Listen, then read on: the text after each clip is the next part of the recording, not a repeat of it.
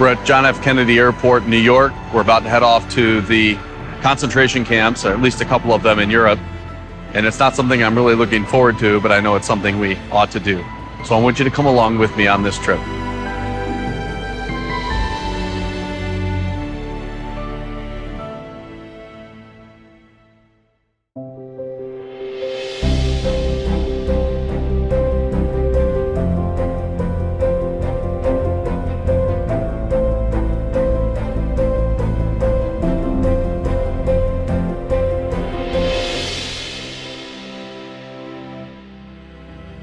Today's show is sobering, but necessary. Recently, I was shocked to learn that 22% of millennials didn't even know what the Holocaust was. And 2/3 said that they didn't even know what Auschwitz was. I also heard that people were minimizing or even denying the Holocaust. I started to pray about wanting to meet a survivor and tell their story. Not long after that prayer, I met Steen Metz, a man from Denmark who was arrested with his family as a boy and sent by cattle car to Terezin. In the last 2 episodes, you heard Steen's amazing story of survival. But his story inspired me to do what I had been meaning to do, but putting off, to go see a concentration camp for myself. So my wife Karen and I got on an airplane, landed in Prague, and began driving north to the very place that Steen lived through the horrors of man's depravity. We're driving on the road from Prague to Terezin. Prague is a beautiful city. Everyone says you've got to see Prague, and it's nice. And the countryside's beautiful. Agriculture, mountains in the distance, flowers as we drive by, beautiful poppies, and we even passed a beautiful lake. But among all this beauty, there's a dark past. And it's not the Czechs' fault, it's Hitler's and the Germans' fault, for they had one of their concentration camps here about an hour north of Prague called Terezin. The Germans called it Theresienstadt. And this is the destination of Steen Metz as a child. This is where they took him and his family. This is where his father died. They spared some younger men, and they were very selfish in doing that because these young men could help them perform as slave laborers, and it cost him his life.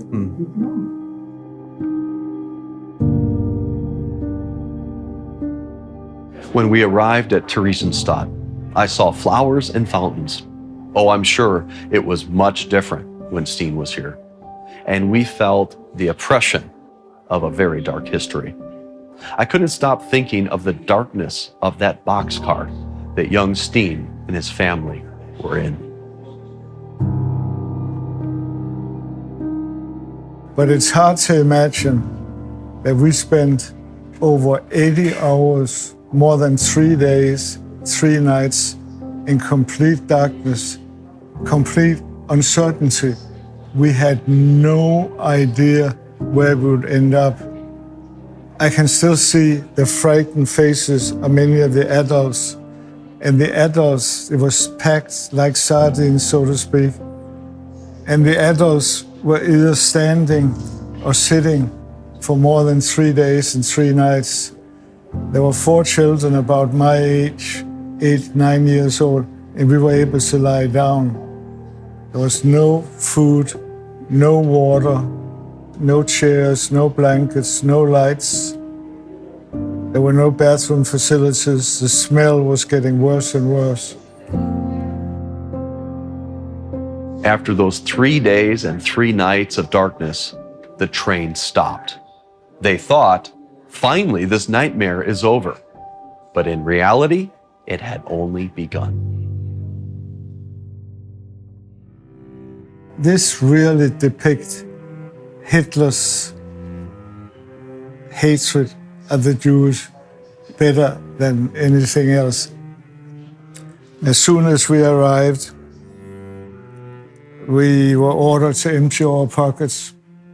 They took our money, they took whatever valuable we had. They went through our suitcase. And as cruel as they were, I still remember They were trying to get my mother's wedding ring off. They couldn't. So she was able to keep her wedding ring. And my oldest daughter has the ring today. Terezin was built as a fort by a Habsburg emperor to protect Prague. It was used as a prison in World War I. Then in 1940, the Gestapo made Terezin into a Jewish ghetto and concentration camp. The fort and prison were never designed for the mass influx of Jews from Czechoslovakia, Germany, Austria, the Netherlands, and Steen's country, Denmark. You have a fort that was built for maybe 4,000 to 6,000 people, and there's now 60 to 80,000 yes. living in this place. It was very, very tight. They built huts. We slept in bunk beds. We basically were lying directly on wood. We had straw mattresses, but there was very little straw in the mattresses.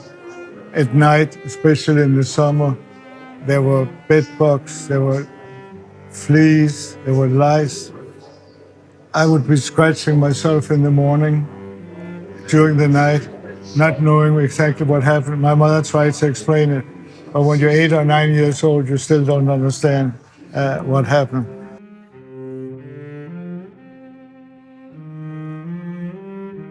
Because of the extreme overcrowding and German brutality, living conditions were horrendous. As I walked through the shower rooms, bunk rooms, and prison cells, my heart ached for the helpless Jewish people, especially for the little ones like Steen, all while the Nazis were staging scenes to tell a different story. Healthy French Jewish children were brought into play on a brand new playground. A Jewish filmmaker was tasked to film these charades to falsely tell the world the Nazis were treating the Jews well. The Nazis were trying to solve what they call the Jewish problem, and they had the final solution, which was the extinction, the mass murder. But they're telling the world something different. Absolutely. That they were resettling you, yes, and giving you these nice places to live, and these children were brought in. And I believe you wrote that later those children, those French children, would have also been exterminated. Yes, they were sent to extermination camp afterwards, probably Auschwitz. Would you believe the filmmaker, after he filmed for the Germans, he was sent to an extermination camp also.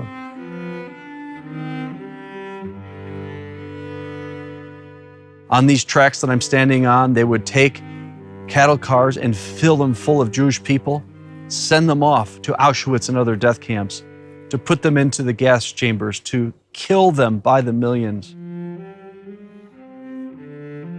There were 85,000 inmates from Theresienstadt, or 140,000 that were sent to extermination camps. I'm very fortunate to be here.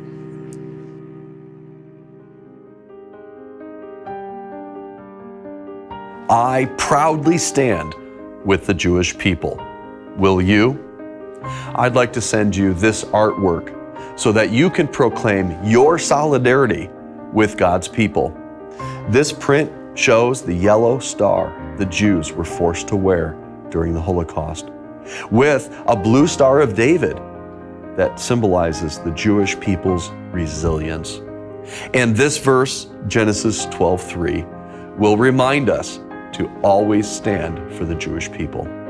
Pledge to never forget the Holocaust when you request this beautiful original artwork.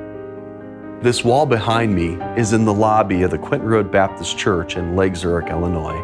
And these paintings of the Holocaust remind me every day to stand for Israel and to stand for the Jewish people.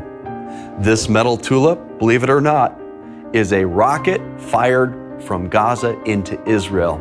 Even today, many are still hoping to annihilate the Jewish people. Don't allow that to happen.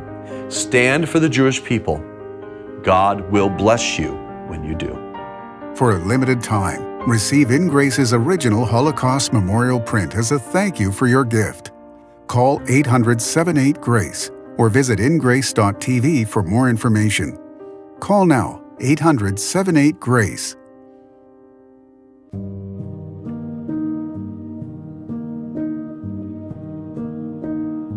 why would God allow such a horrendous thing? Why would God allow such evil to happen in this world? Well, let me just say one thing. Let's never blame God for evil. Evil is our fault. Evil is the devil's fault. While evil is difficult to comprehend, it was on full display at Terezin. After Steen's father died from sickness brought on by malnutrition, abuse, and overwork, his body was cremated here.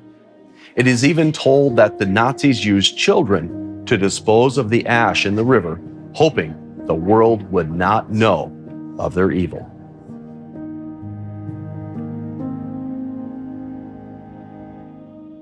Many died, thousands died from overwork, abuse, malnutrition.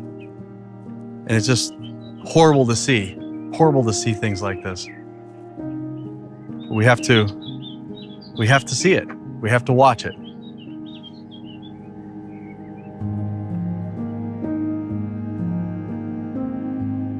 Our time at Terezin, the first concentration camp I had ever been to, left me feeling a deep sadness.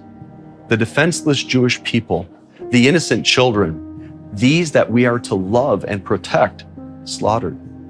While this camp was bad, the place we were going to next was going to be even worse. While a plane would have gotten us to Auschwitz faster, we wanted to travel by train.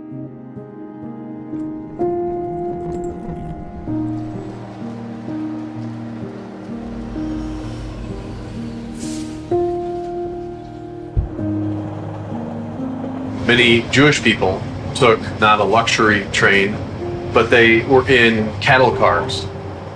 The same sounds, I think, the clanks of the rails, the shaking.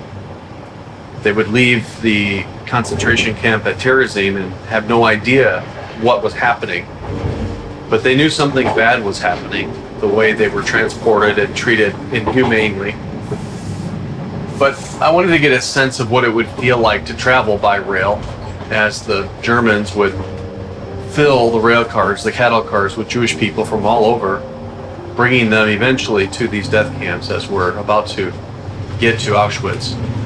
The feelings, the emotions of this moment, I've been thinking as we traveled. I can see out the window and I can see the beautiful landscape, but they couldn't see out. It was dark, it was crowded, it was cramped. And just wondering what they thought, what were their emotions at that time. Many of them had been separated from their children. I think this is an important journey for Karen and I to be able to kind of think through these things and wonder what it must have been like for those Jewish people.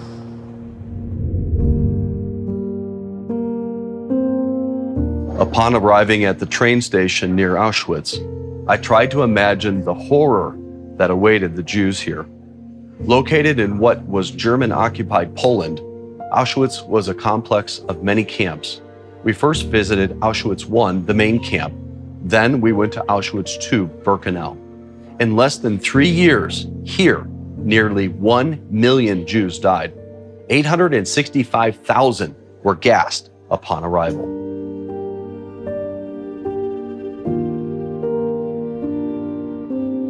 It's hard to pull together my thoughts being in this place, the darkest place on the planet.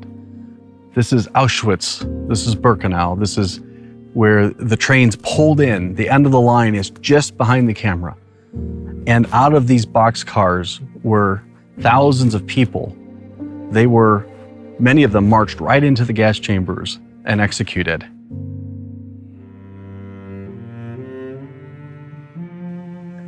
It was like a factory. It was gas chambers. And as I understand it, when they arrived in the cattle car, there was a doctor that ordered the Jewish people to form 2 lines. I believe it was a line on the right where the people, the women, the young children, that weren't any use as far as the Nazis were concerned. And on the other line, young people, young men primarily, who could work for the Nazis and perform functional work. And this line, the right row, went right into the gas chambers.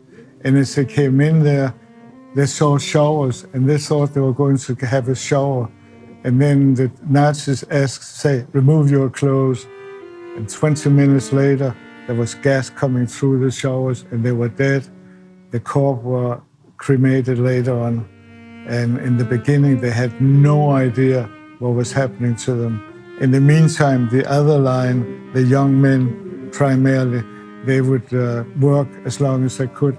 Many of them died from malnutrition, hunger, just like my father, and they were then cremated. It must have been just terrible.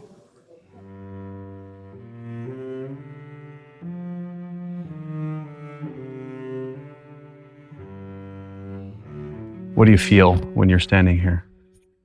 The reminder of how evil man can be, how the verse in Jeremiah says the heart is deceitful above all and desperately wicked.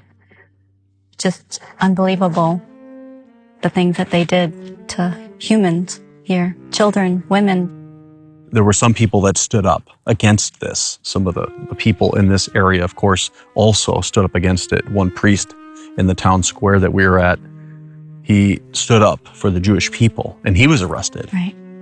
So what would we have done if we were here in this place?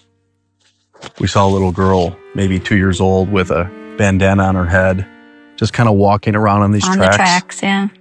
Oblivious to what had happened, what had transpired here. It made you think, those children weren't running around. They weren't joyful. They were probably scared to death. And the mothers were probably scared to death.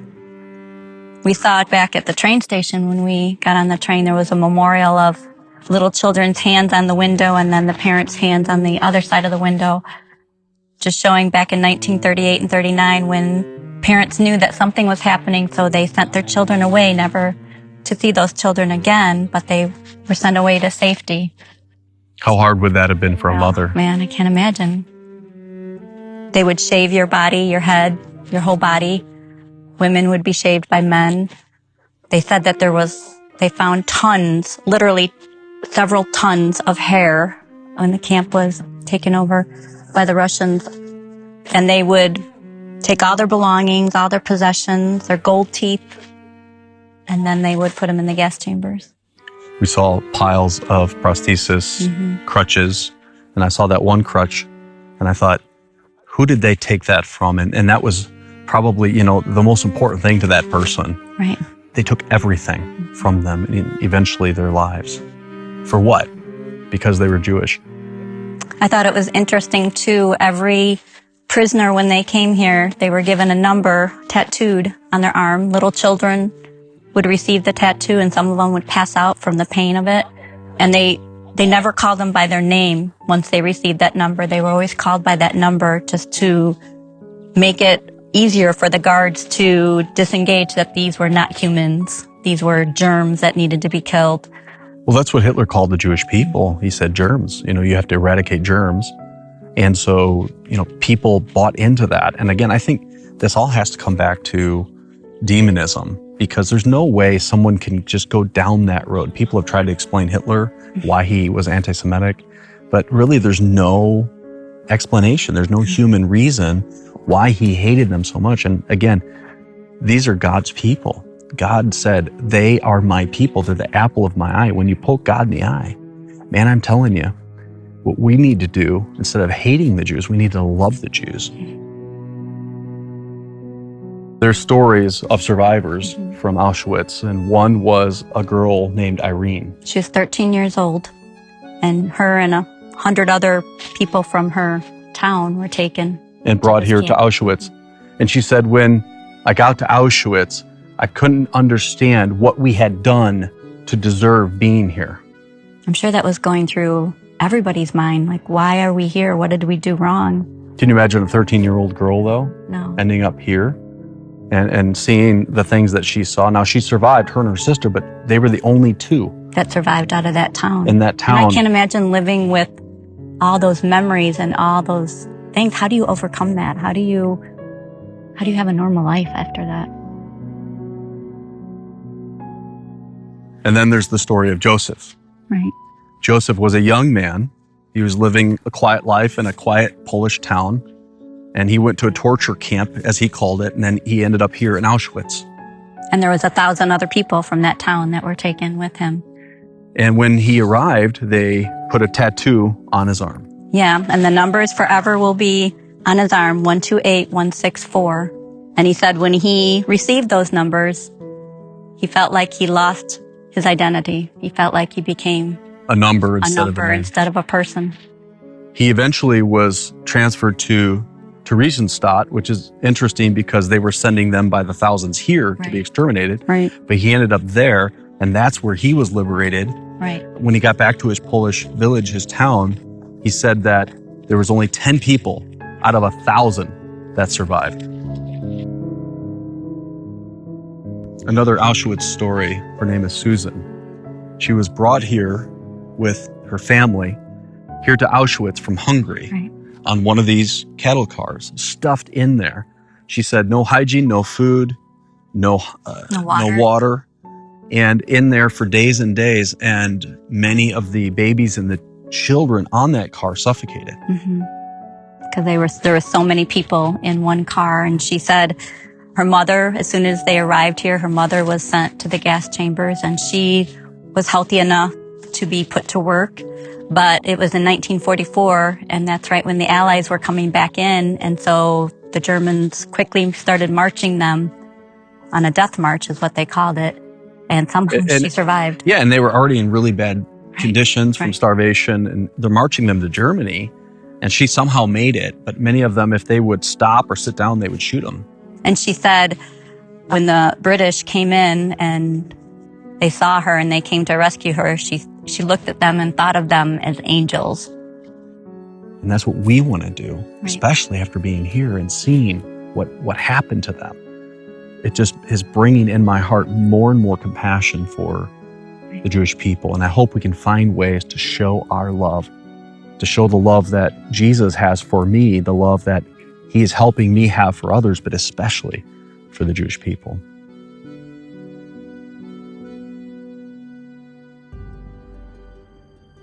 It's really hard to gather thoughts as you're standing in a place like this, a place so full of evil and hatred. I was once on an airplane heading to Israel, and there was a dentist who was Jewish who was also heading back to Israel where he lived. And we were talking and had a good conversation, and I said to him, I said, Lior, I said, you're proof to me that God exists. He says, why? I said, because for thousands of years, people have been trying to annihilate the Jewish people, try to kill the Jewish people, but yet here you are, you're still alive. You're still a people, and now they're back in the land. What a miracle. He looked at me and he said, Jim, that's why I don't believe in God. Because if there's a God, there's no way he would allow this. That's a hard question, isn't it? What do you say to that? The only thing I know is God loves you. He created you. He hates this type of stuff. He hates evil. He's going to make all things right one day. But Lior and Jim and all of us, we have to make a decision. Do we believe that God is good, that God is love, that he loves us so much that he sacrificed his own son to die for us? The Jews weren't responsible for the death of Christ. He gave his life willingly. I'm as responsible as anyone for his death because I'm a sinner. A lot of people like to stop and pick up a rock to remember a place like this. And this rail yard is full of little rocks like this. And I think this is a very apt description of sin. You and I all have sinned. Some sin far more than others, but all of us have sinned. We've all disobeyed. We've all rebelled against God. But Jesus had no sin. He was the perfect Son of God. He proved it in the fact that he had many predictions before he was even born. He fulfilled exactly. He lived that perfect life. They could not find any fault in him. So he died innocent for my sin and your sin. And when he died, he didn't stay dead. He rose again. And he says, for God so loved the world that he gave his only begotten Son, that whosoever believeth in him should not perish, but have everlasting life. There is hope even here in Auschwitz.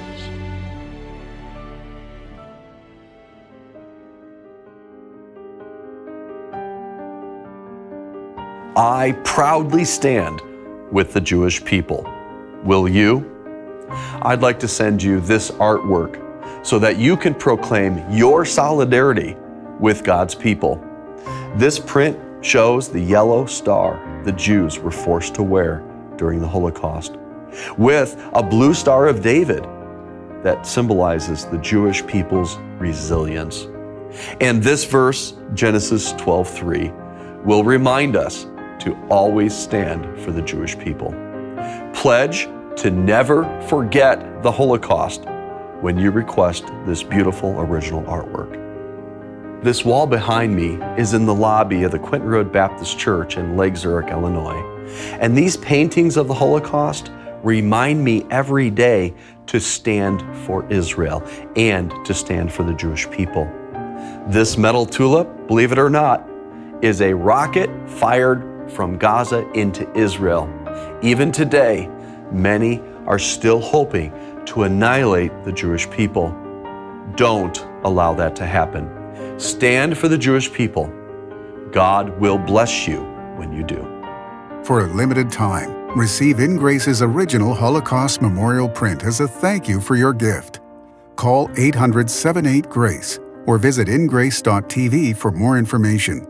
Call now, 800-78-GRACE.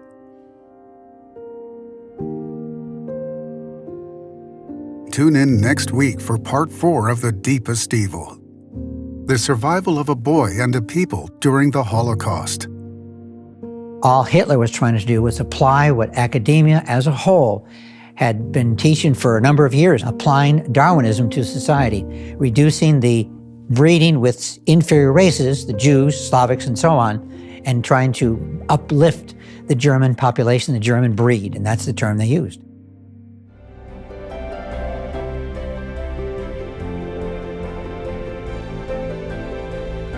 InGrace is a viewer-supported ministry.